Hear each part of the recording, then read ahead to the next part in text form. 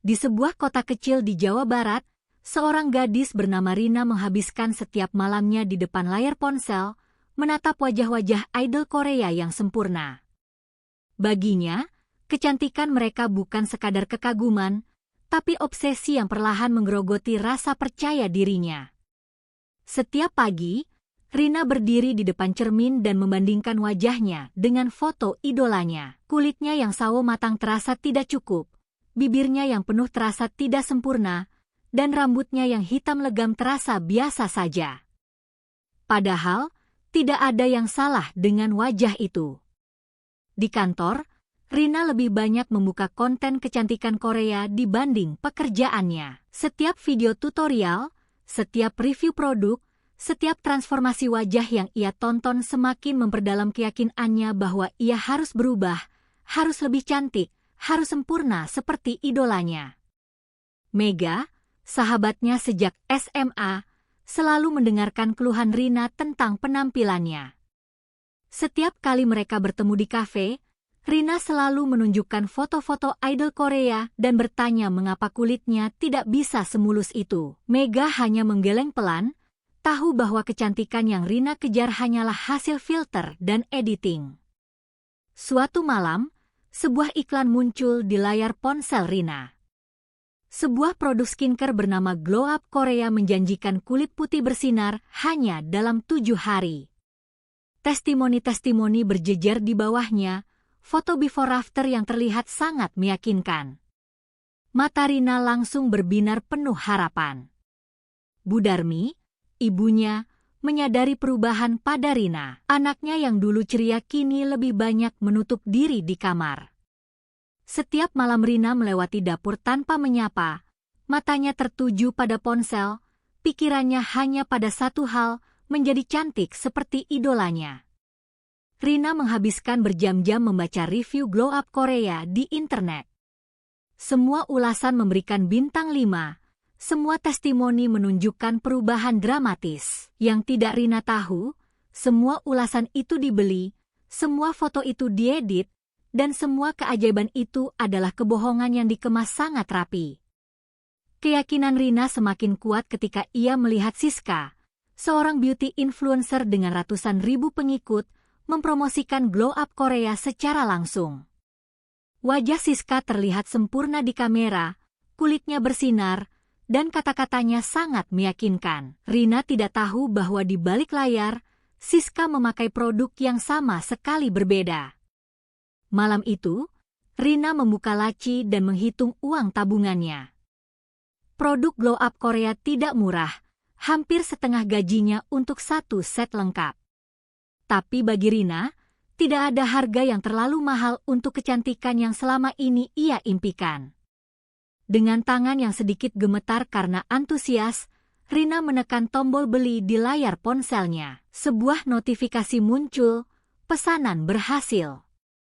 Rina tersenyum lebar, tidak tahu bahwa ia baru saja membeli kehancuran untuk wajahnya sendiri. 3 hari kemudian, paket Glow Up Korea tiba. Rina membukanya dengan tangan gemetar penuh kegembiraan. Botol-botol berwarna pink dan emas berjajar rapi. Kemasannya terlihat premium, dan aromanya harum menyengat. Semuanya terlihat sempurna, terlalu sempurna untuk sesuatu yang akan menghancurkan hidupnya. Malam itu, Rina memulai ritual barunya. Ia mengoleskan krim malam Glow Up Korea ke seluruh wajahnya dengan penuh harapan. Sensasi dingin menyebar di kulitnya, dan Rina merasakan sesuatu yang berbeda. Yang tidak ia ketahui, sensasi dingin itu berasal dari merkuri yang mulai meresap ke dalam pori-porinya. Hari ketiga, Rina menatap cermin dan hampir tidak percaya. Kulitnya terlihat lebih cerah, lebih halus, seolah keajaiban benar-benar terjadi. Ia mengambil selfie dan membandingkannya dengan foto 3 hari lalu. Perbedaannya nyata. Kecerahan itu bukan kesehatan, itu adalah reaksi kimia berbahaya yang merusak lapisan terdalam kulitnya. Di kantor, rekan-rekan Rina mulai memperhatikan perubahan pada wajahnya.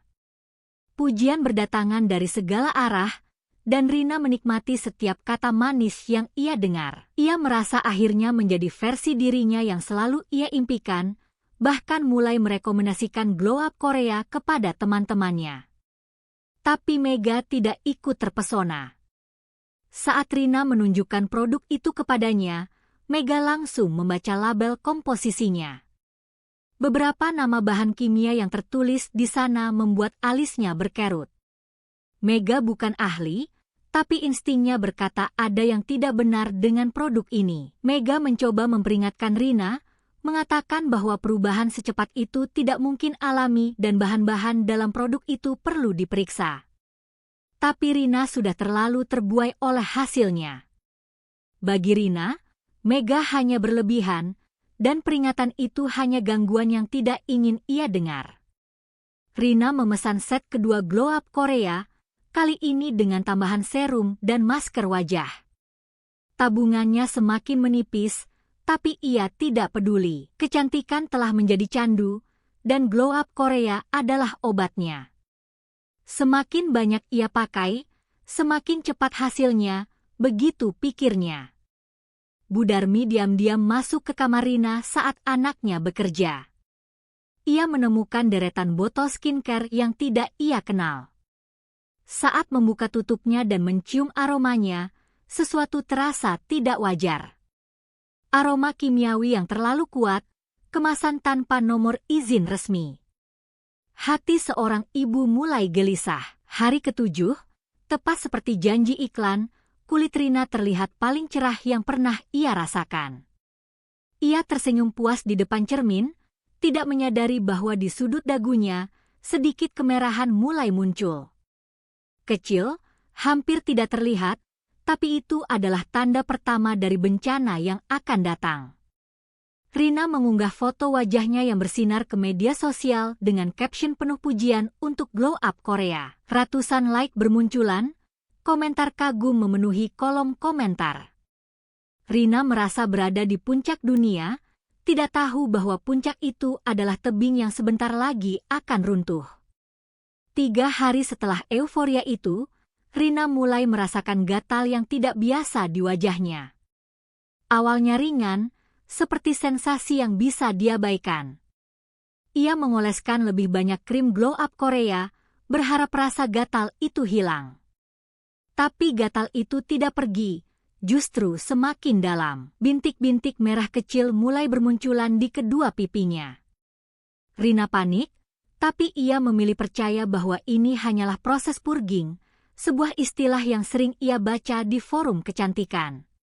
Kulitmu sedang membuang racun, kata mereka. Yang sebenarnya terjadi adalah racun sedang masuk, bukan keluar. Rina membuka internet dan mengetik apakah kulit merah setelah pakai skincare itu normal. Puluhan artikel dan forum menjawab dengan yakin bahwa itu adalah fase purging yang wajar. Teruslah pakai, hasilnya akan terlihat setelah fase ini berlalu.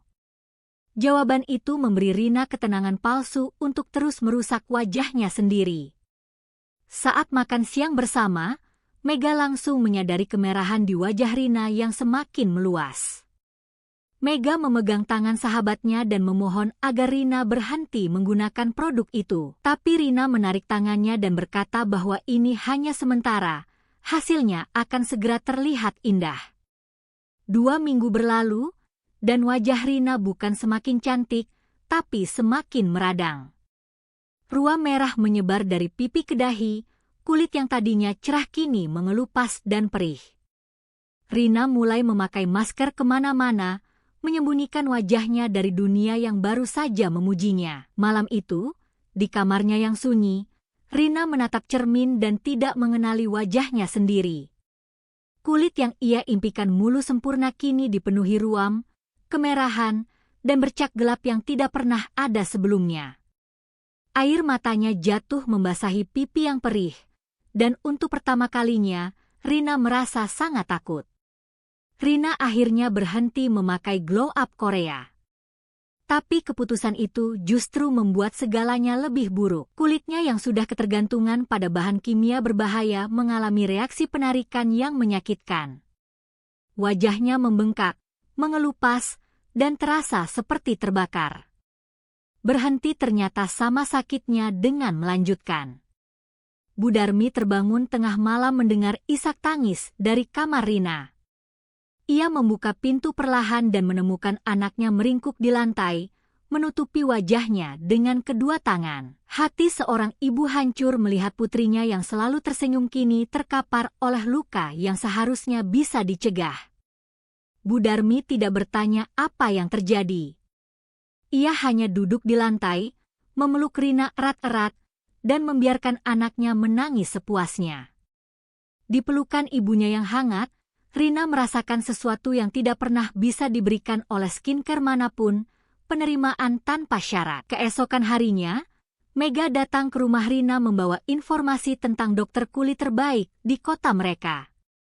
Mega tidak mengatakan sudah kubilang atau ini salahmu. Ia hanya duduk di samping sahabatnya, memegang tangannya, dan berkata bahwa mereka akan melewati ini bersama. Pagi itu, Rina dan Bu Darmi duduk di ruang tunggu klinik kulit Dr. Ayu. Rina memakai masker tebal dan topi rendah, menyembunyikan wajahnya dari tatapan orang di sekitarnya. Tangannya menggenggam erat tangan ibunya, seperti anak kecil yang takut masuk ruang dokter. Dr. Ayu memeriksa wajah Rina dengan seksama. Semakin lama ia memeriksa, semakin dalam kerutan di dahinya. Ia meminta Rina menunjukkan semua produk yang ia gunakan. Saat Rina mengeluarkan botol-botol Glow Up Korea dari tasnya, ekspresi Dr. Ayu berubah menjadi campuran marah dan prihatin. Hasil laboratorium keluar 2 hari kemudian, dan hasilnya mengerikan. Produk Glow Up Korea mengandung merkuri dalam kadar yang jauh melampaui batas aman, ditambah hidroquinon konsentrasi tinggi yang seharusnya hanya boleh digunakan di bawah pengawasan dokter. Kulit Rina bukan sedang purging, kulitnya sedang diracuni dari dalam.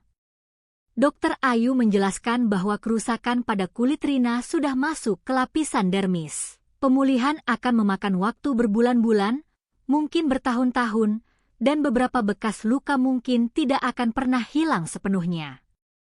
Bu Darmi memeluk Rina yang gemetar, sementara Dr. Ayu menatap mereka dengan empati yang dalam. Seminggu kemudian, televisi menyiarkan berita yang membuat Rina membeku di tempat. Skincare ilegal berlabel Glow Up Korea telah memakan puluhan korban di berbagai kota. Wajah-wajah wanita lain yang sama rusaknya dengan wajah Rina ditampilkan di layar. Rina baru menyadari bahwa ia bukan satu-satunya yang tertipu. Kamera televisi menunjukkan gudang kumuh di pinggiran kota yang menjadi tempat produksi Glow Up Korea. Botol-botol dicampur dengan tangan telanjang, bahan kimia berbahaya ditakar tanpa alat ukur, dan label premium yang terlihat mewah dicetak di atas meja yang kotor. Kecantikan yang Rina beli, diproduksi di tempat yang lebih kotor dari tempat sampah. Berita berlanjut dengan penangkapan Siska, influencer yang mempromosikan Glow Up Korea kepada ratusan ribu pengikutnya. Di depan kamera, Siska yang biasanya percaya diri kini menunduk dengan tangan di borgol. Ia tahu produk itu berbahaya, tapi tetap mempromosikannya demi uang. Kecantikan yang ia jual adalah racun. Rina membuka media sosialnya dan melihat postingan lamanya yang memuji Glow Up Korea. Ratusan like, puluhan komentar kagum, dan beberapa orang yang bertanya di mana membelinya. Jantung Rina berdegup kencang saat menyadari bahwa mungkin, karena postingannya, ada orang lain yang ikut membeli dan ikut menjadi korban. Dengan tangan gemetar, Rina menghapus setiap postingan yang pernah ia buat tentang Glow Up Korea. Setiap foto yang ia hapus terasa seperti menampar dirinya sendiri. Ia bukan hanya korban, ia juga tanpa sadar menjadi perpanjangan tangan dari kebohongan yang merusak orang lain. Malam itu, Rina berdiri di depan cermin untuk terakhir kalinya tanpa menangis. Wajahnya masih rusak, masih merah, masih mengelupas. Tapi matanya berbeda. Ada kejelasan yang sebelumnya tidak pernah ada. Ia mengambil semua koleksi skincare di lemarinya dan membuang semuanya ke tempat sampah. Cukup sudah. Proses penyembuhan dimulai, dan tidak ada yang mudah. Setiap minggu Rina datang ke klinik Dokter Ayu untuk perawatan yang menyakitkan. Kulit yang rusak harus dipulihkan lapis demi lapis, dan setiap sesi membawa rasa sakit yang mengingatkan Rina pada harga yang harus ia bayar untuk kecantikan palsu. Rina tidak berani keluar rumah tanpa masker selama berminggu-minggu.